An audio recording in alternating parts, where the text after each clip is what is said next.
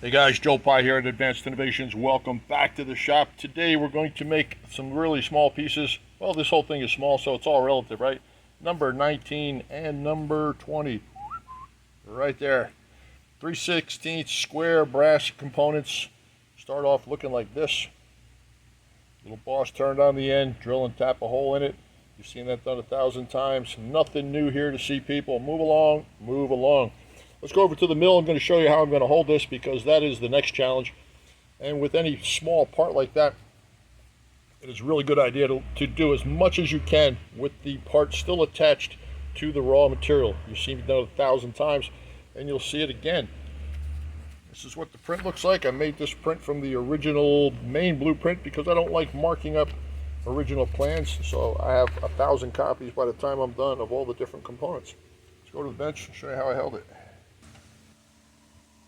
First operation was done in a split bushing in a round collet.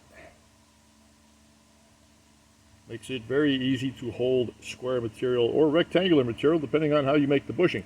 And if I can figure out how to do it, somewhere up here on the screen, I will put a block into the video that showed how I made this little adapter. Good things to have. Mark them up, save them, put them in baggies, and then remember where you put that baggie. Not always easy to do, right?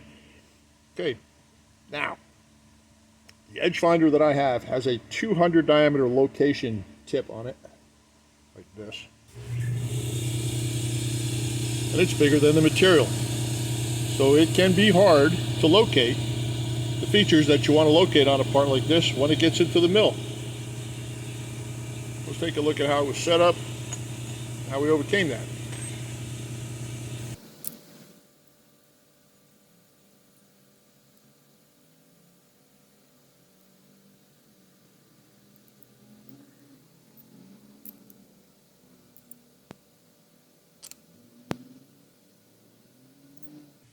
I now have a resting place for the actual part. I have a stop that I can work from. I'm going to zero the end of the part here, but I'm going to bank off the end of the part here. And when I do each end of this part, I'll just flip it around. And since the overall length of the part is not going to change, the zero on the face is going to remain the same. But when this piece is squeezed in the vise, the way I'm going to set it up, my edge finder will not go in there. So I'm going to use another block like this. Push it up against the stop. Close the vise. Knowing how thick the part is, I can edge find off the back of the block, move in half the thickness of the part, edge find off of this face right here. And this piece is actually 25 thousandths longer than this block is. So I will just make the appropriate shift to put the machine directly over that face with all of these exposed surfaces easily accessible.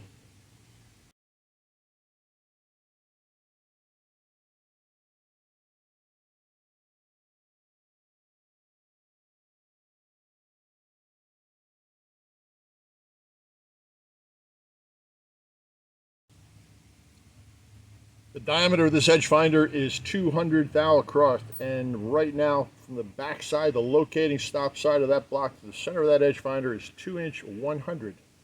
The part is 2" 025. So instead of moving in half the edge finder distance, I'm going to move in 75, and that should put the center of the edge finder directly over the end of the part.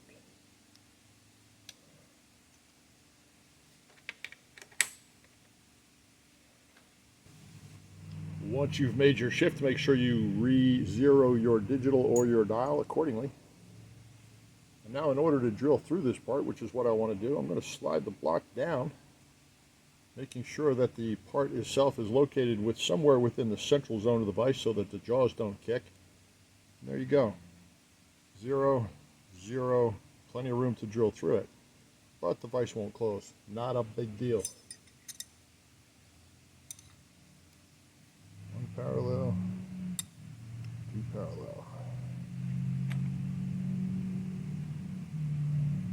Boom. Drill and tap, flip the part, drill and tap it again. Do it. I've marked the piece for the 19 and 20 numbered components that I'm going to do, and on the vise I've written size of the drill and the offset on the x-axis, just to keep myself honest. Now all I need to do is grab the correct drill and I'll be in good shape. going to start off with the 20. 20 is a little bit bigger. Once I've drilled that hole, I will remove this drill from the area so we don't have any problems.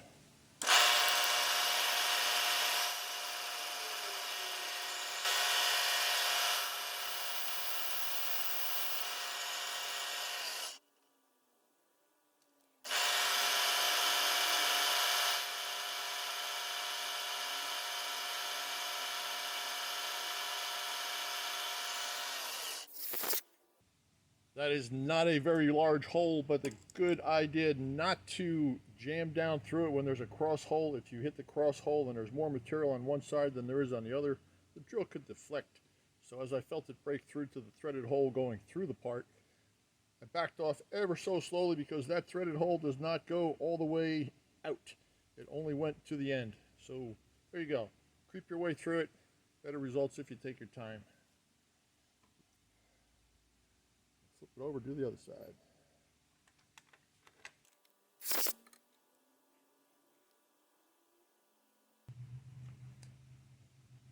Good idea to remove any burrs that may project through from the first op. You don't want the part sitting in there registering on a burr and cocked.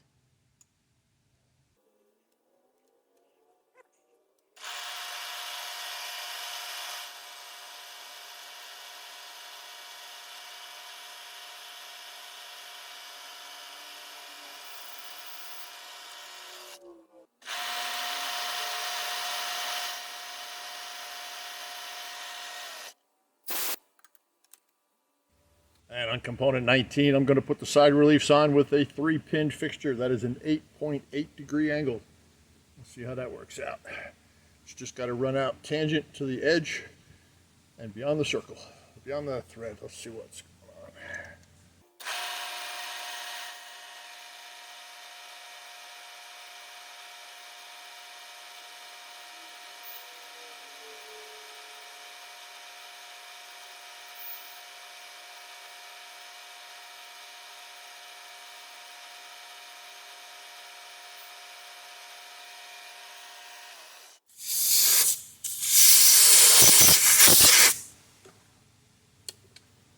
Okay, back over to the lathe, part it off, round off the top, call it a day.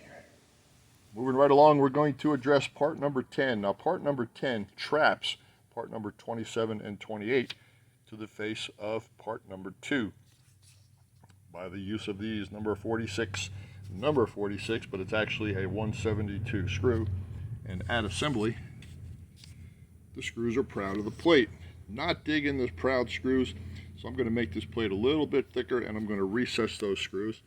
I'm going to trade out those slotted head screws for hex head cap screws. So if this handle is long enough to get down to that without hitting anything else and everything is hunky-dory, should look pretty good. Start off on the lathe with this guy. We'll face it off, take it over to the mill, pop a couple holes in it. Then we'll do the lathe work on the shafts. Let's do it.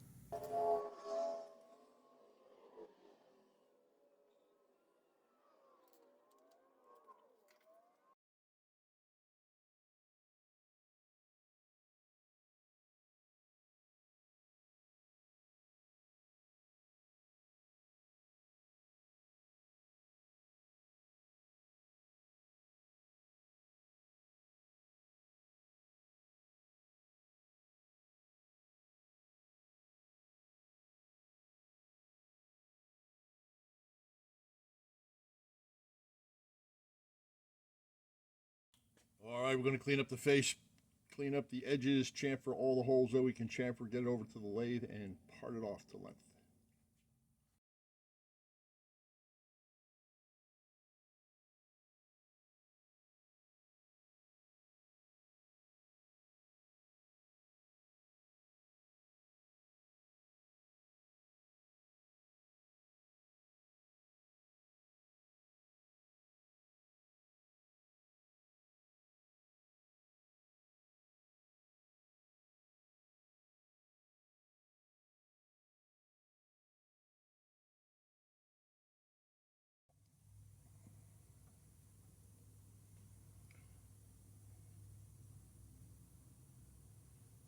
And back over to the mill for the counter bore on the backside.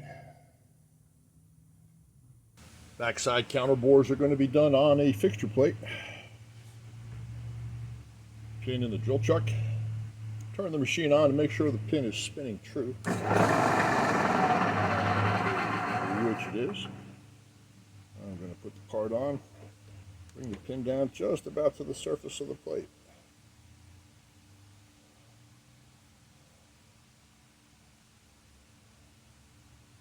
Move the part into position.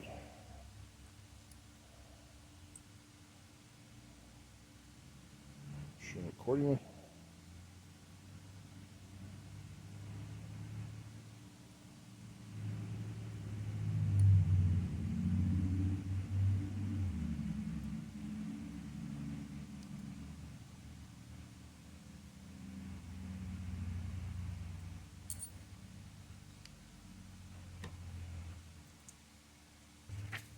Now you've probably heard me say don't put an end mill in a drill chuck, especially an expensive drill chuck. This is brass, this is taking off a minimal amount of material, and there's no side load on this end mill. So I don't do this very often, but I'm going to do it today.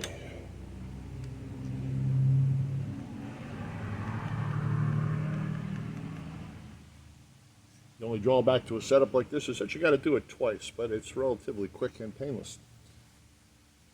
I'm bringing the drill chuck down against a quill stop, and I'm going to bring the table up to scuff the part. Then I'm going to bring it up to 72 required on the drawing. My drawing. Here we go.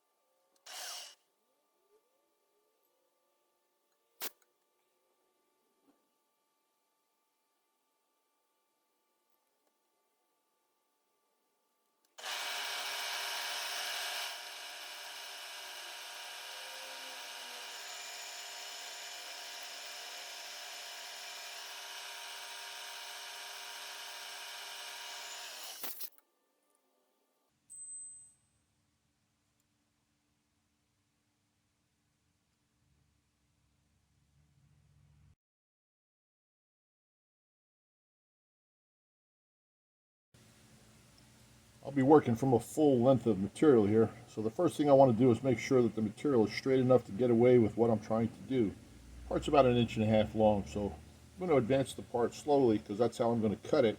I'm going to watch for run out. That'll tell me if the material's bent.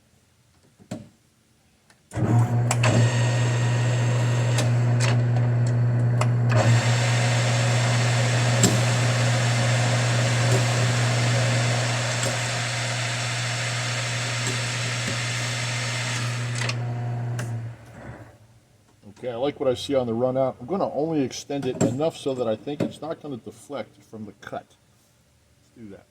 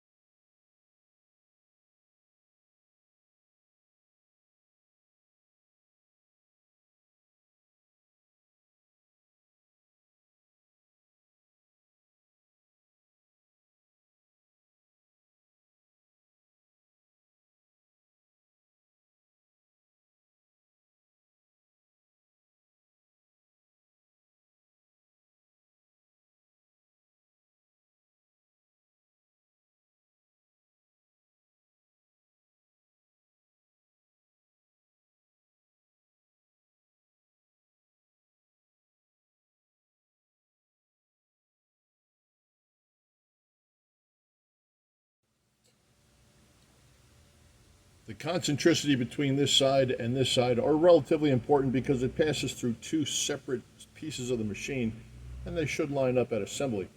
This diameter here is really a non-working diameter. It's strictly a stop, so the thickness of that is the most important feature. You're going to see me pick away at this diameter and pick away at the thickness of this until I have it just right, and then I'll finish the part. And there is a stop on the inside of this collet.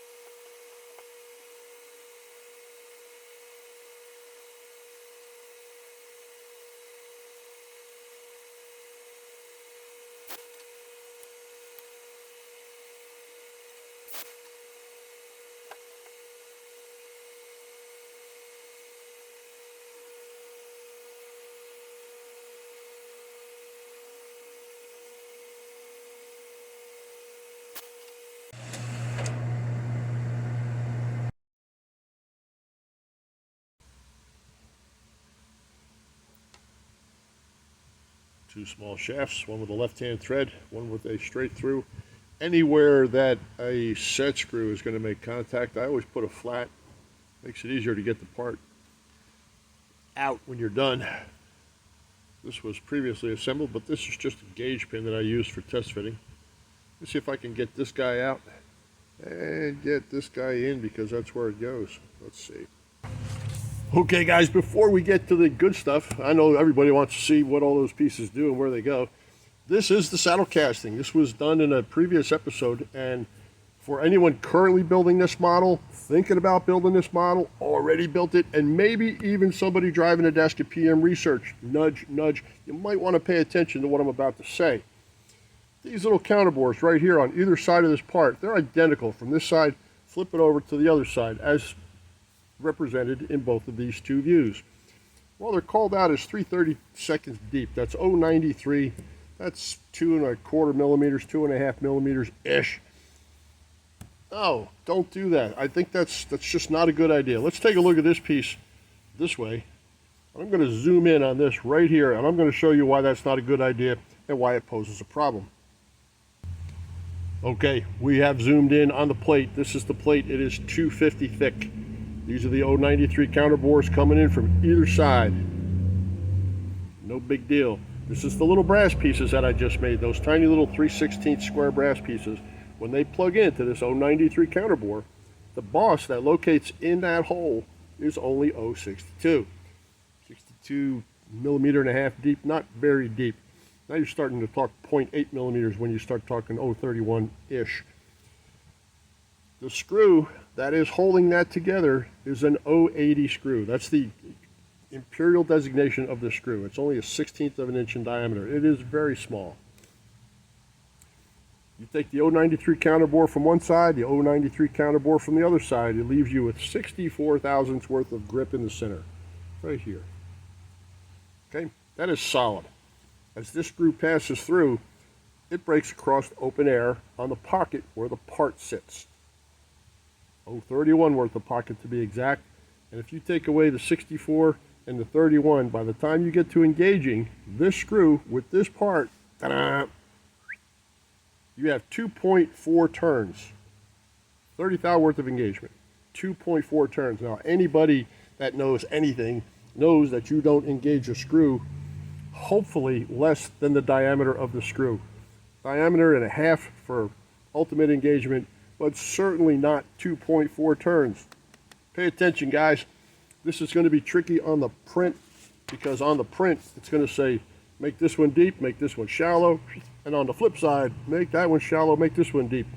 So keep it in mind. On the side where the brass piece goes, make it about 70. On the other side, make it about 1/8. So there you go. And so is the PSA for this particular episode. Let's take a look at the part. The good stuff. Look at this thing. How can you not love the way that looks? The little brass plate in the front, cleaned up really nice. I like the flush head screws. It's a little thicker. I got about a 7th thou misalignment between the brass and the casting. You know, but if I wanted to go all Joe Pie on this thing, you would never see that, because I would just make this smaller and I would file this to fit, and it would be perfect. Anyway, this sits on the machine this way, goes up and down. The bottom screw here is the elevation screw. Let's watch the lead screw turn.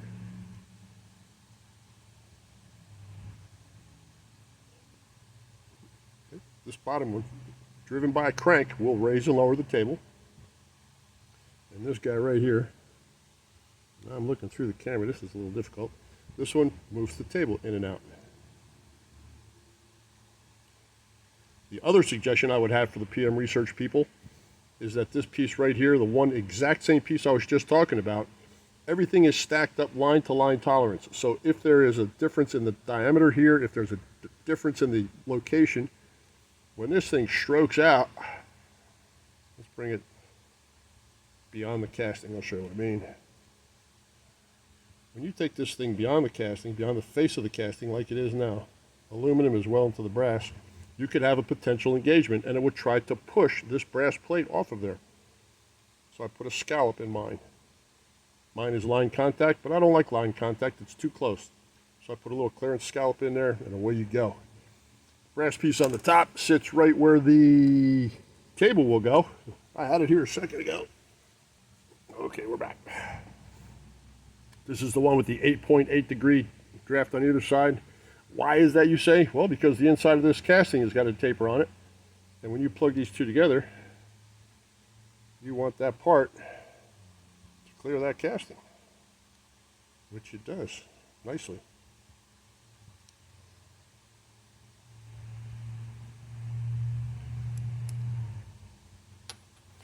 This is getting very close to being done. I got to do the feed screw and clutch assembly for the table, and we can start putting this thing together. Anyway, I think that's a successful session for the model itself. Going to call this one a wrap. So wherever you are in the world, I hope you're well, happy, and safe, all of the above. I am Joe Pye, Advanced Innovations, Austin, Texas. I'm out.